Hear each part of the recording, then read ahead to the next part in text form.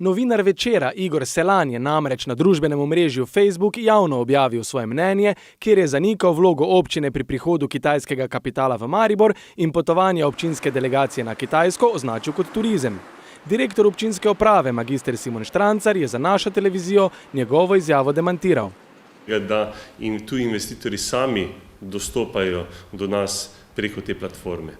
Zato, ker je to že postalo v tem svetovnem merilu prepoznana blagovna znamka. Občina tako lahko že našteva tuje investitorje, ki so se prav zaradi aktivnosti pisarne Invest in Maribor odločili, da svoj kapital oplemenitijo pri nas. Letališče Maribor je s kitajskim kapitalom pričelo izvajanje nekaterih rednih linij po Evropi. Italijanski gigant Serioplast, ki velja za vodilnega v proizvajanju plastične embalaže, je v industrijski coni Marles zaposlil 80 ljudi. Zanimanje za Maribor je pokazalo tudi ameriško podjetje Aeon Reality in pred kratkim tudi podjetje iz Turčije. Kitajski lastniki podjetja TAM Europe pa so zadržali 150 zaposlenih prejšnjega podjetja Durabus, saj so prepričani, da Maribor nudi dobre pogoje za kapitalsko vlaganje. I know that Slovenia and especially Maribor has a good basis of being invested in.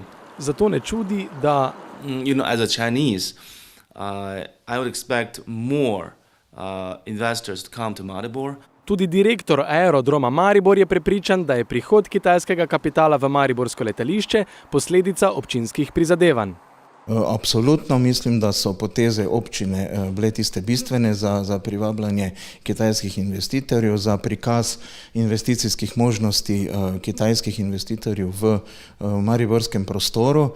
In sami Kitajci brez naporov verjetno na tem nivoju se ne bi toliko orientirali ravno na naše mesto in na našo okolico. Kaže, da je občina kitajskim investitorjem zgodbo investiranja v Maribor predstavila dovolj dobro, da so se za investicijo odločili, čeprav od države zanjo niso prejeli subvencije, kot se je to zgodilo v primeru Magne. Namreč subvencije letališče več ne dobiva, poleg tega pa plačuje še celo najemnino za to. In najemnina je, vemo, vse to je javni podatek, 95 000 plus davek mesečno, kar je tisti minimalni znesek, normalno pa, ker ni subvencije, vlaga lastnik še višja sredstva. Zanimivo, da eden najbolj branih novinarjev vezanih na poročanje o Mariboru oziroma mestni občini Maribor osebno mnenje podaja brez preverjenih dejstev ali pa dejstev ne razume. Pred kamero smo povabili tudi Igorja Selana, da razloži, na podlagi česa si ustvaril takšno mnenje, vendar se na naše klice ni odzval. Sicer pa dejstva v prispevku povedo dovolj.